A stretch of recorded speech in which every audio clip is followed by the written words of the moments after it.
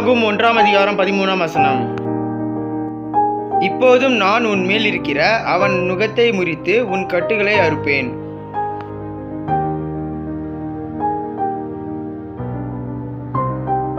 Nahum chapter 1 verse 13. Now I will break their yoke from your neck and tear your shackles away. Amen.